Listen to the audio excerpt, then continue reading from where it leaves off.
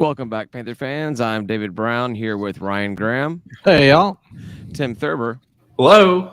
and this is State of Atlanta.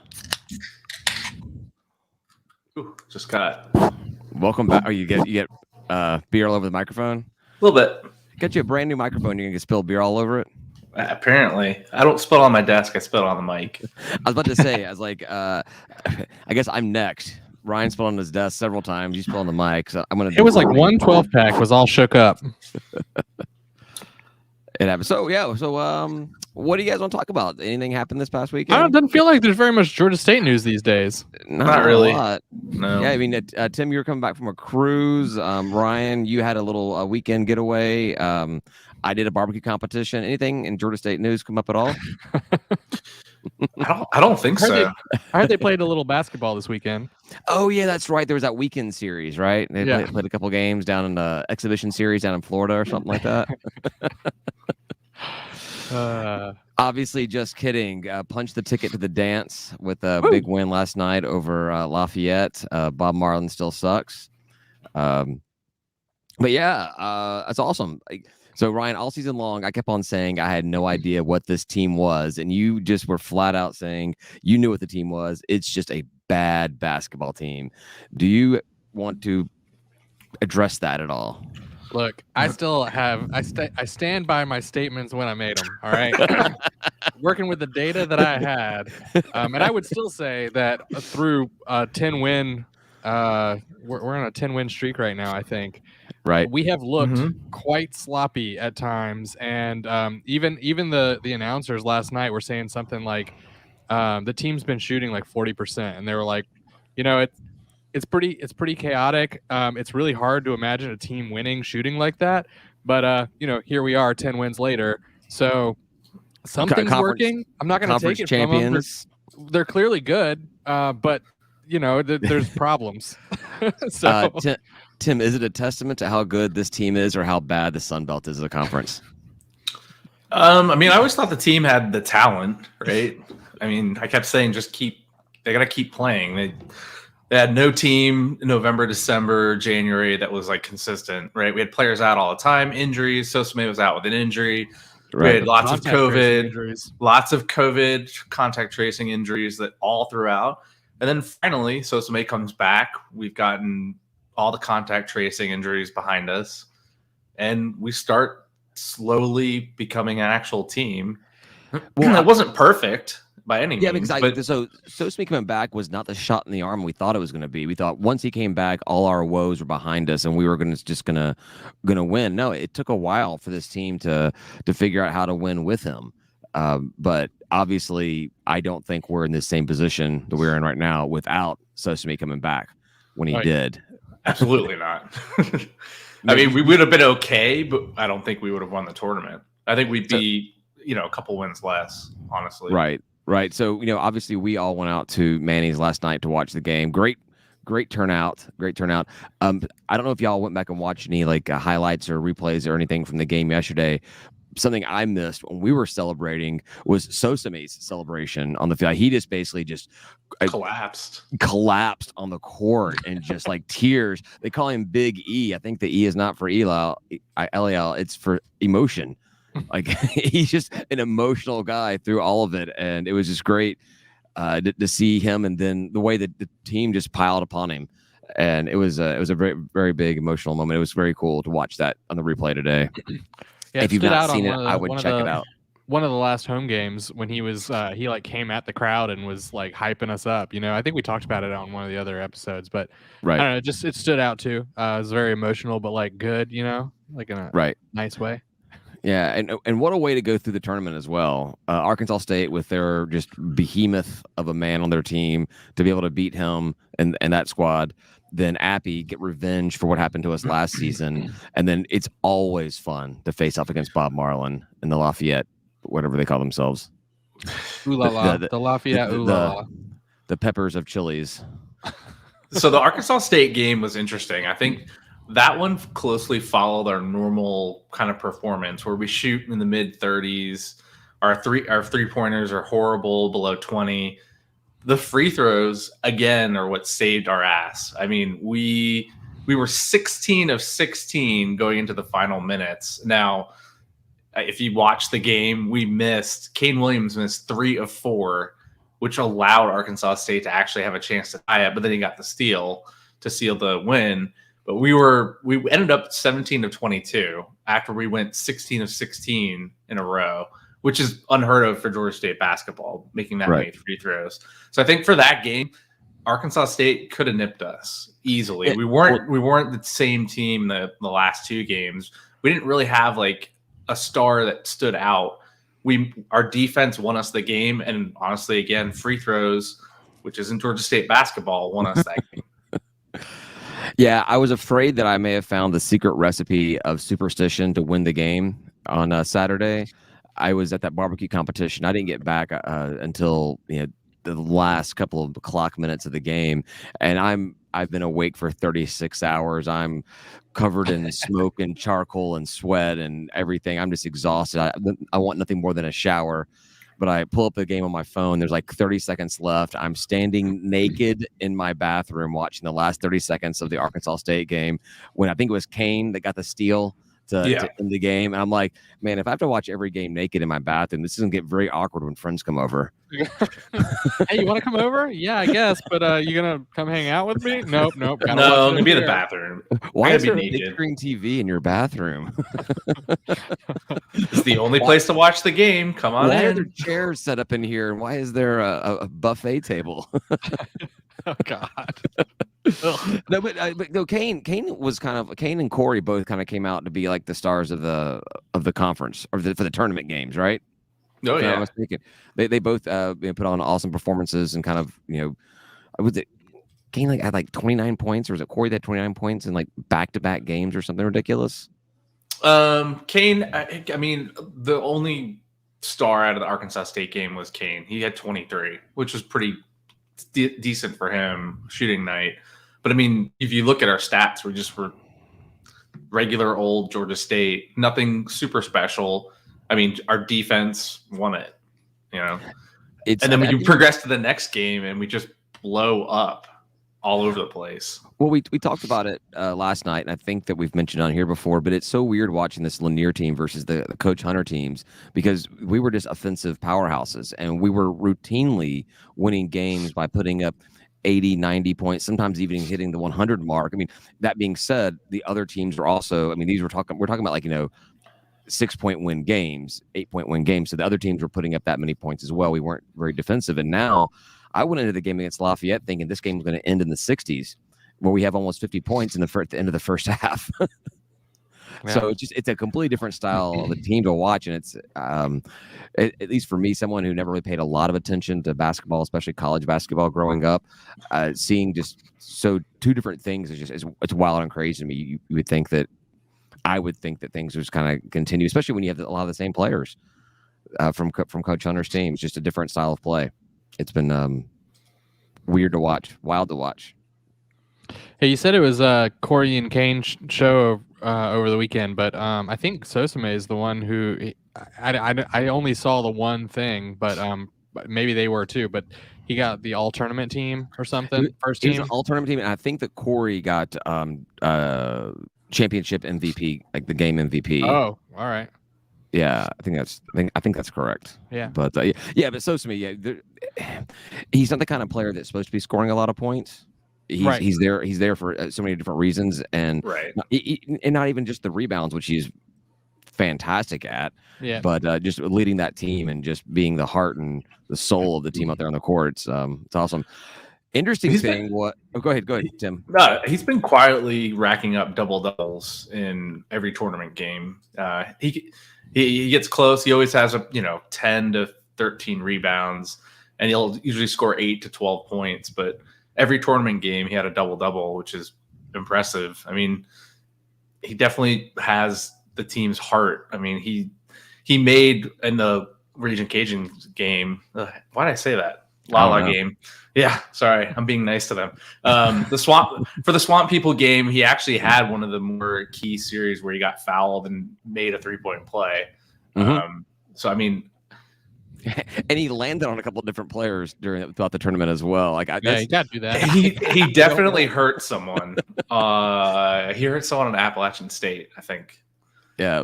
Talk about that game? What a great revenge game, because these App State guys were never high on their basketball team until they did well last year, and they got that little Coastal Carolina arrogance. They thought they were the second coming of Christ, and they go into that game against us, and it was just like, all right, let's show you what Georgia State basketball really is. And yeah, last year was last year. Let's do it. Exactly. Yeah, you're a one and done kind of team. So I gotta give props to App. They did come through and do really well this season. I didn't think they would do as well as they were, and they did have that tinge of Coastal Carolina arrogance to them this year, especially in the tournament. Kind of like they deserved it, kind of feeling, but they didn't. You're in the Sun Belt. I mean, anyone can win this thing. I know I didn't write anything down to talk about this at all, but just briefly talking about the other teams in the tournament, it was kind of a wild ride. There's always those surprises and everything. Little Rock, ends up winning. The last seeded team ends up winning against whoever the hell it was they played, and then Troy getting bounced earlier than what was expected. It was Texas State getting bounced earlier than expected. Yeah, regular season champ and goes out first round, or their first game. It's the curse of the first seed. A lot of people were talking about that. I didn't go look it up, but they say that statistically, the regular season champ rarely is ever the end of season champ. I don't pay attention. Once we don't win the regular season, I don't pay attention. Once we lose the conference game, once we're at the conference tournament, I don't pay attention. So I've got no idea if those stats are accurate at all. But yeah, I think the big change in the App game, we started actually shooting the ball across the board much better. We're in the 40s, lower 40s, and we started shooting threes, and they actually went in, which is amazing. I think all season we've been in the teens, and we're above 50%. Also awesome, great stat. And then free throws again, we were in the mid-high 70s. It's going to be hard to lose a game when you're shooting that well. Now, with all that being said, our defense, even though it was good, App still did really well against it. So again, props to App, except for the arrogance. So they talk about getting hot at the right time, and obviously Georgia State got hot at the right time, like Ryan said, coming off of a 10-game win streak, and I think 11 of the last 12 or something like that. But now the conference tournament championship game being moved back an entire week. We used to play the game on Selection Sunday, at noon, and then find out, a couple hours later where we were going. Now the players gotta wait. They gotta wait a week to find out. My wife was going, so where are you going? What's the plan? What's happening? What's the game going to be? And I'm like, give me a week. I'll let you know. Should be like, I book flights to every 15-seat site. Oh God. Should we worry about getting cold at the wrong time? I like the break. I think it'll let the team kind of recharge a little bit. They get a little more time to rest, recover. Playing 3 games in 4 days takes a bit out of you. I like that they moved the tournament.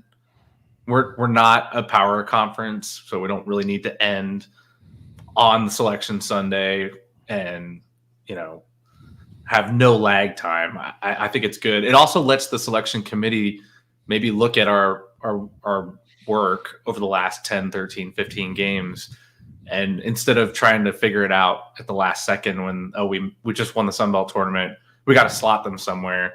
We just pre-slotted them in the 16, 15, right? Yeah. You had to figure out, what is it, the 68 teams that probably going into Selection Sunday, they have 30 of them already kind of figured out where they want that large bids to be and everything. And so they just have a box for whoever wins Sun Belt. Whatever team's going to be that. So now with this full week, there's going to be multiple bracketologies that come out over the next several days as more conference games are played, and we have a better shot of possibly getting. I think we should be a 15 seed. I don't think we'll be a 16 seed team. We moved up. They had us as a 16, and then once we won, when they updated all the bracketology today, we moved up to the 15 line, which is good. I feel like, if we had won a few more games earlier in the year, we could have nudged out of 14. But, right, that you gotta win the games. If you don't win them, you just get what you get, 15 or 16. And so Greenville would be the closest location for us to to get a first round game. Yeah. I mean, fingers crossed for that. If it's Greenville, are you guys going? Yes. Probably no not. Question. No question. That's not even a question. Probably not gonna go. Yeah. My wife rarely like travels like by herself, like without kids and without me or whatever. And just so happens that the 1 week that she is booked out, she leaves on Sunday, and so I have the kids to myself for the entire week.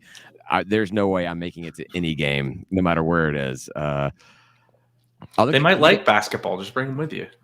Yeah, I'm not taking them to a basketball game, especially if it's a crowded one. I mean, I guess I don't know how those tournament games go, but I just don't want to. I don't want to have to watch a game while I'm trying to like take care of my kids, or try to take care of my kids while I'm watching the game. That just sounds miserable.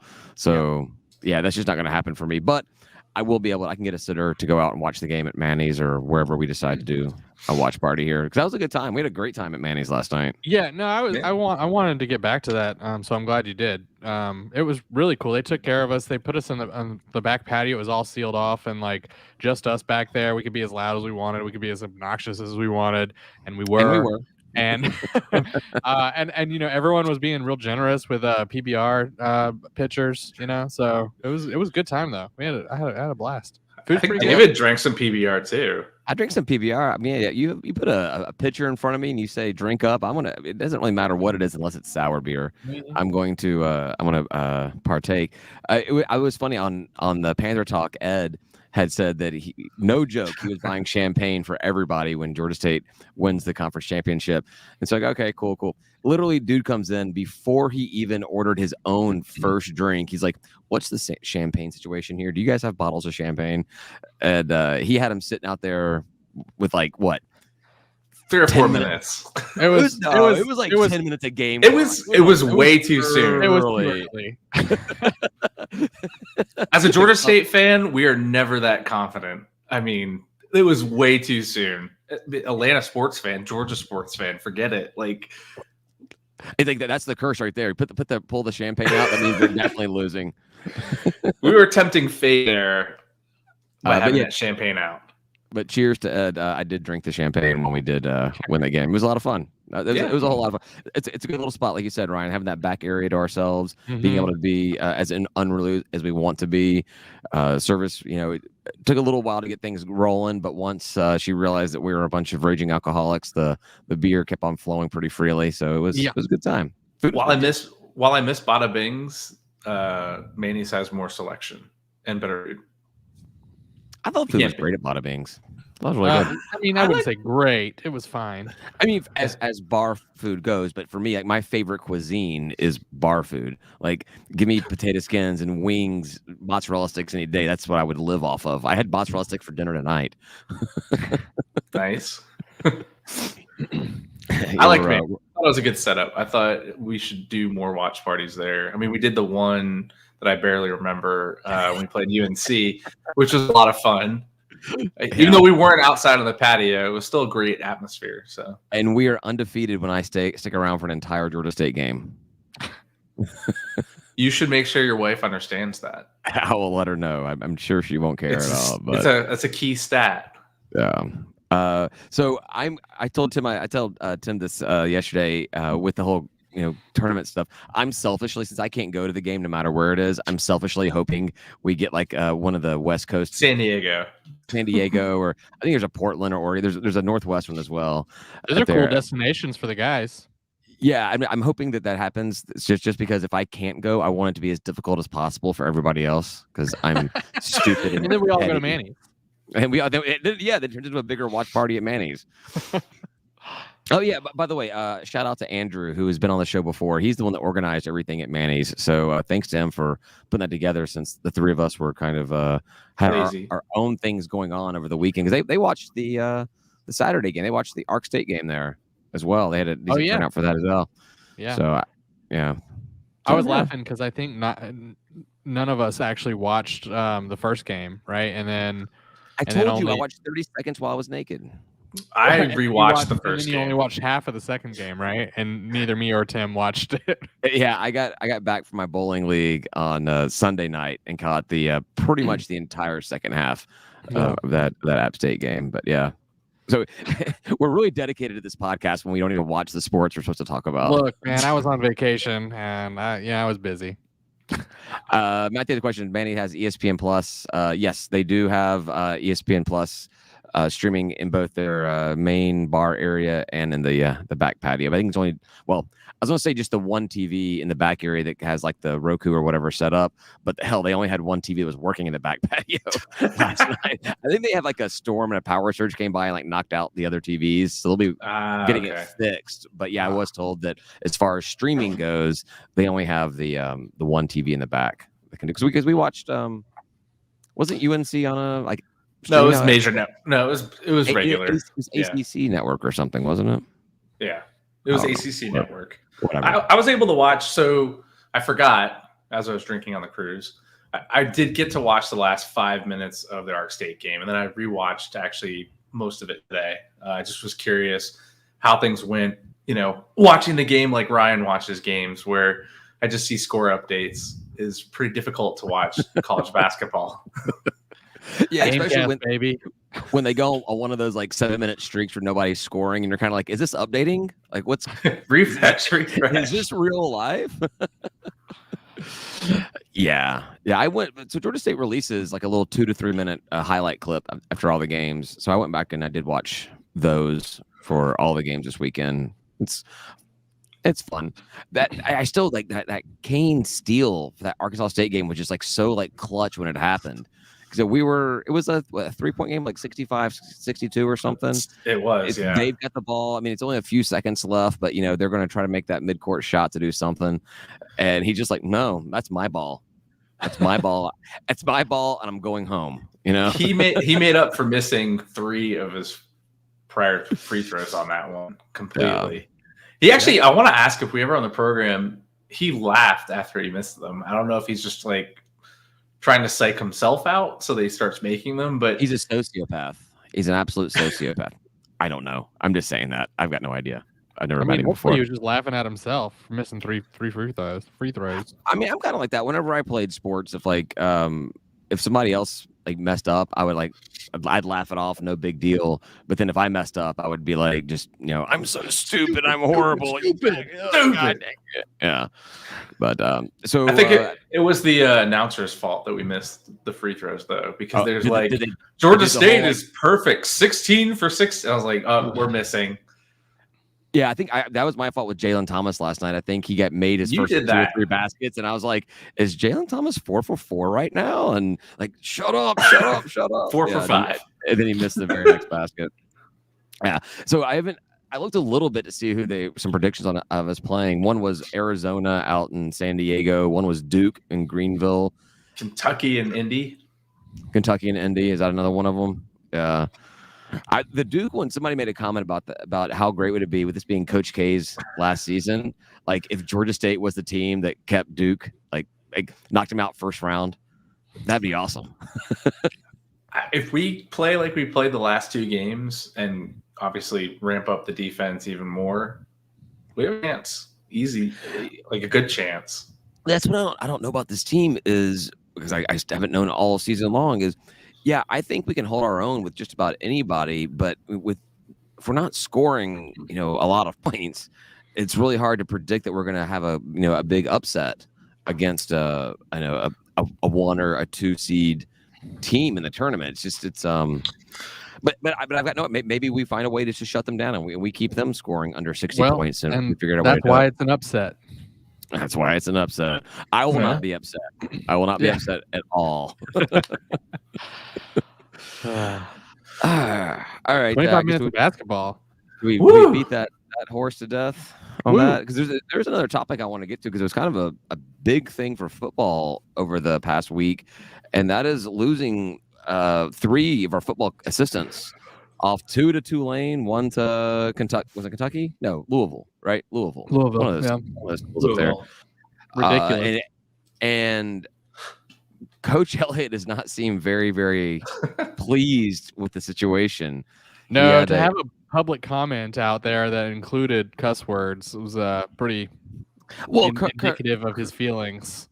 curse acronyms. It was an acronym. Yeah, we all knew what it was.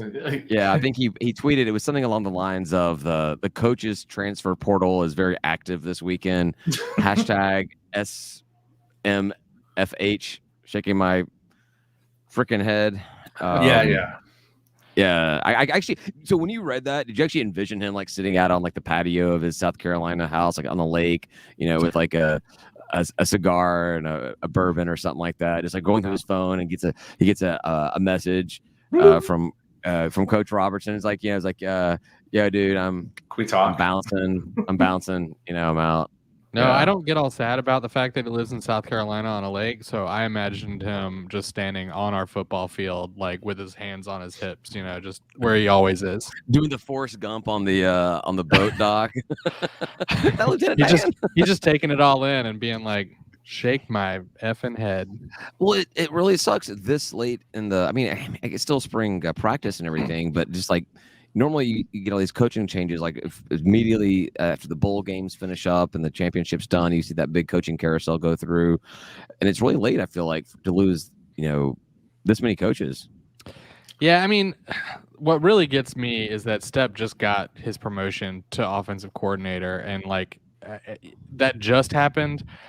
And I don't know. It just feels like a slap in the face. It feels like a burned bridge. And I know, David, you said he's making a whole bucket load of more money, but I don't know. It feels wrong. I usually agree with you that like the bucket of money is what you go for, especially in, like coaching and stuff like that. But we were giving him an opportunity to do something else to like further his career as part of our program, and it's a key spot, and it just kind of leaves us in the lurch. And not only that, it's not like he's going to a similar role for a higher salary. He's a position coach. He's a tight end coach. Yeah. You got to wonder, though, if there's more to it than that. Like, Louisville has already talked to him about potentially moving up into a coordinator spot after an X period of time, maybe. Who knows? Isn't what's his face, the head coach over at Louisville, isn't he on the hot seat himself right now? Like, you got no idea if this coaching staff's going to be around next year. So the interesting thing is it's Satterfield, right? So from App State, he's in that whole. I mean, it feels like we're all in this like App State coaching family right now.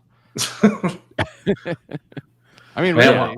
F this family. I don't know. Yeah, no, I made a comment. I got a little beef on Twitter. I made a comment, something I said that App State continued to be a feeder school for Georgia State coaches and assistants. That went over well, I'm sure. Yeah. There was a lot of people pointing out the record of the two teams, whatever. I'm like, all right, that's fine, but we're still hiring everybody from your program, and the only one they actually seem to really be excited about is Charlie Cobb. It's like they were ready for him to be out the door over there in Boone. Like he's your problem now, Georgia State. We did them a favor then, basically. Exactly. They owe us one. They should at least throw one game for us. Come on. Are there any teams looking for a defensive coordinator by chance? I don't know. We have one of those. Oh God. I'm missing the joke. I'm off. It's not good. Oh, gotcha.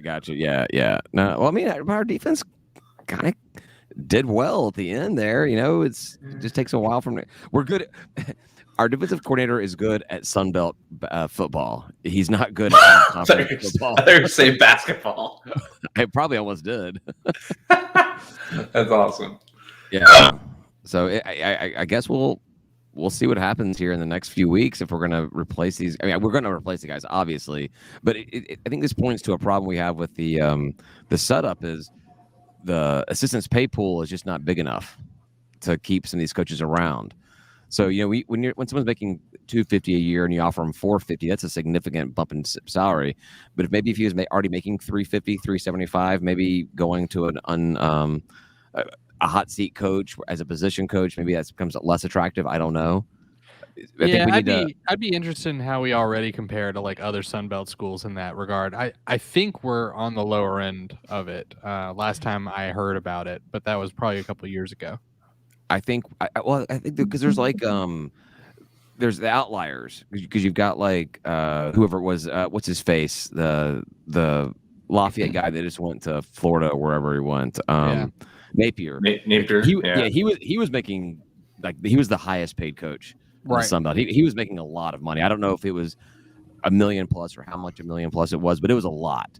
And I want to say that Coach Elliott, with all of his extras, he gets he was like average, maybe slightly above average or something like that.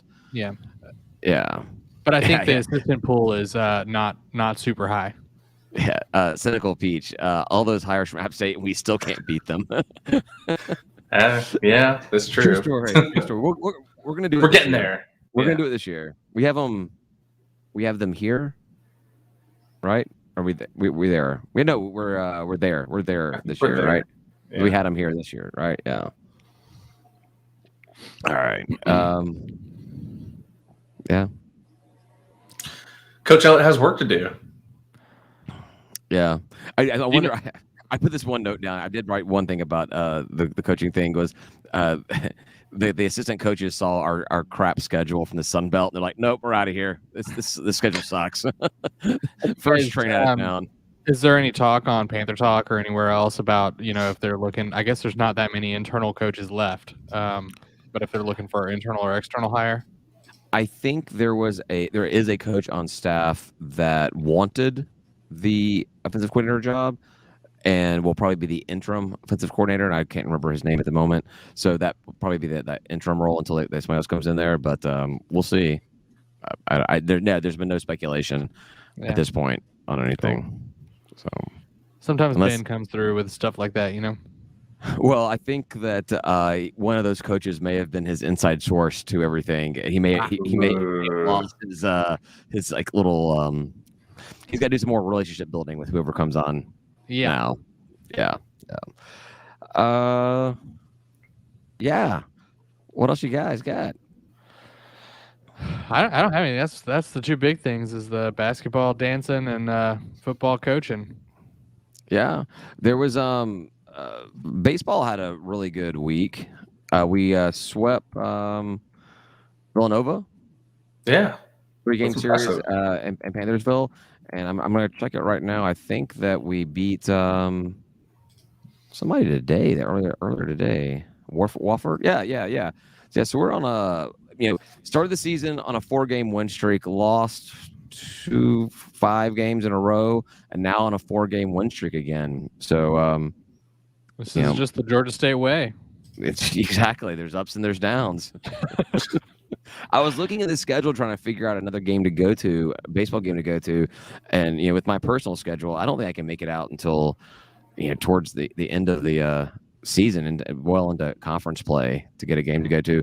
But do you guys want to go to that game in Coolray Field against Georgia, like March 22nd or whatever it is?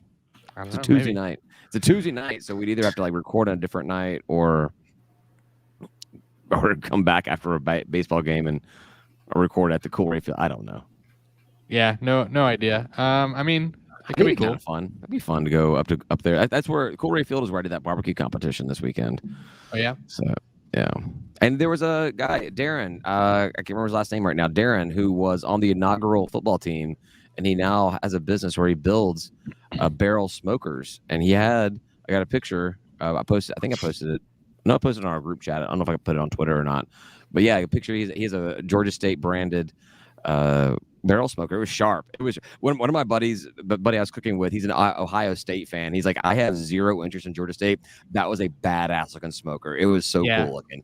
The quality was top notch. It was really good. The problem is it's white, and you're gonna put it through its paces as a smoker. It's probably not gonna stay that way for very long.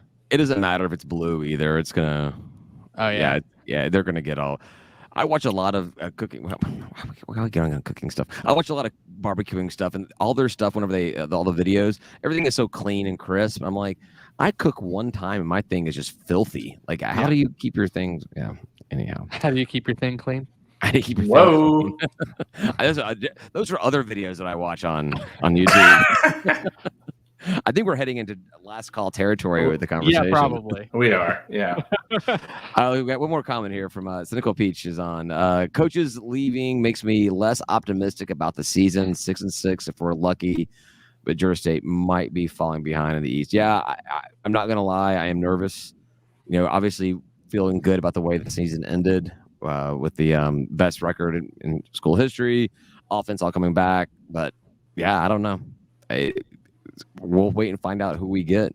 Maybe Coach Elliott has some connections under his sleeve he can bring in. I don't know. Who do you bring in at this point? Because it's kind of settled. Maybe someone from South Carolina. Just bring them in. I mean, at this point, you're probably looking at the high school ranks, right? Maybe, yeah. I mean, that could be cool though. Like a star high school coach from Georgia, which they tried and then got hired away real fast. It's like, oh wait, somebody else wanted that guy, so let's take him now. Yeah, that's.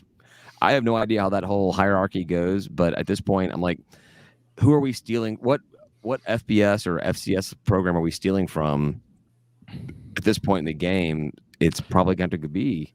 Well, we got stolen from at this point in the game, so you go look for somebody FCS who's doing well, or yeah. How big is FCS now? They keep getting promoted. Who? The FCS teams, like they keep on we're bringing in James Madison, and Conference USA is bringing in I don't know, Bob's underwater architectural program. Are you saying there's not a lot of them left? Is that what you're saying? I don't know. I have no idea how big. You're saying they're shrinking. There's 130 plus FBS teams. I have no idea how big the FCS. I forget now. But it is shrinking, right? Are teams moving up to FCS? We have Division II or whatever they call themselves moving up to F. I don't know. Sure. Yeah. I think the schools that didn't stay in that are like D2 are like a big drop from D1. Yeah. Like financially wise, I think their investments have to change quite a bit for you to move up. Whereas it's a little murkier between G5 and FCS. I don't know. Some of these programs, these FCS programs, pulling up. Jacksonville State's one of the one. Conference USA is promoting Jacksonville State, and it's been a long. Ryan, you and I were there at that game when with Drew Little's little quick kick thing he did or whatever. But quick kick, yeah. I mean, I'm sure it's changed some in the past 10 years, but Jacksonville State that was not an FBS stadium that we were in. No. It was nice. Great. I love that you could tailgate and walk across the street and be in the stadium. That was cool. Yeah. Yep. That was one of my better experiences during FCS days. It was a good one. Even though we lost the game. It's okay. It was fun. We pulled out our punter who was the quarterback to put in the quarterback who punted the ball. Yeah. That has got to be the most Georgia State thing. I know. That's ever happened in a football game. So crazy, it didn't work. Exactly. Bill Curry's like, I'm going to throw a little magic at him, and sorry, coach. They don't know what hit him. Hold on, time out. They'll never expect us to quick kick with the back or the quarterback. The whole situation was weird too with Drew Little. Yeah, I don't 100% remember, but Bo Schlechter was the starting quarterback, and he was our kicker before that. Right, because Starr left. Drew had been there, had been doing it the first year. Was that the second year? That's the second year of football ever, right? Must be something like that. I think it was the second year of football because Drew was only there for the first 2 years, and then don't know what happened to him after that. But yeah, that was weird. Anyhow, last call. Let's move on. Is there anything else we want to talk about? I don't think so. So this time next week we'll know where we're going for the men's basketball tournament. So we can all start planning out Tim's trip and talking shit about how we're gonna win. Yeah, well, yeah, right. Let's just do it. Let's just say we're gonna win. We're absolutely. We're calling it now. We don't care who it is. We don't care who it is. We are gonna win the first game we play. That's it. By a lot. No, that's not just it. We could win more. I'm just saying. Yeah, we're going to win that first one by 6 to 8 points. By 68 points. 6 to 8 points. 628 points. Yeah, that seems excessive. Well, I'm confident. I'm feeling good. Yeah. All right. I do like our chances playing one of these teams because of the defense, because you have no idea what's going to happen. Like they'll be like, why can't we actually score points? I don't know. Because it's their worst shooting game ever, just like every team that plays us. It's like, coach, they keep taking the ball away from me. I had it in my hands, and then they were running it down the court. All right, Ethan, I don't know what you're drinking tonight, but make sure to send me a 6-pack of it because he says we're winning our next 6 games. Now, you did not say our next 6 games like over the course of this month. It could be our next 6 game. Well, I guess you have to lose. Well, it would have to be. Yeah. If you won them all. Yeah. I mean, I'll put Georgia State all the way on my bracket. I've done it before. And then you do another bracket? No. Why would I do that? I don't know. Somebody's got to win it, man. Somebody's got to win it. Do we want to do a bracket here? We did one last year. We could do a State of Atlanta bracket. Yeah, State of Atlanta bracket. We'll invite all the State of Atlanta Patreon folks too. That'll be open to everybody. No, just Patreon. Oh well, Patreon will get if Patreon member wins, they get a bigger prize. They'll get a thing. Yeah, honestly, you know what? I don't think I shipped out the prize to the guy the Josh who won it last year. I don't think I ever sent him his prize. Josh, if you're listening, I'll get you something. I'll get you a gift card to Manny's. Make you come out to a watch party. There you go. Oh yeah, what if I get Manny's to sponsor a gift card? That'd be cool. Yeah. All right, cool. All right, this is tapering off into time for last call. Yeah, we're supposed to go into last call and talk about washing our things. Well, we can share all the videos that I have on that. Thank you for everybody for listening. We are going to go on to last call where we talk a little bit more about all this, a little more uncensored. Anything goes, no holds barred. You can find that on our Patreon page, free of charge. Patreon.com/State of Atlanta. If you do decide to join our Patreon group, $3 a month, you get it early access to the last call. You also get part of our private group chat, discounts on all of our merchandise. And if I set up the last call correctly, you can actually watch us live stream like we do right now.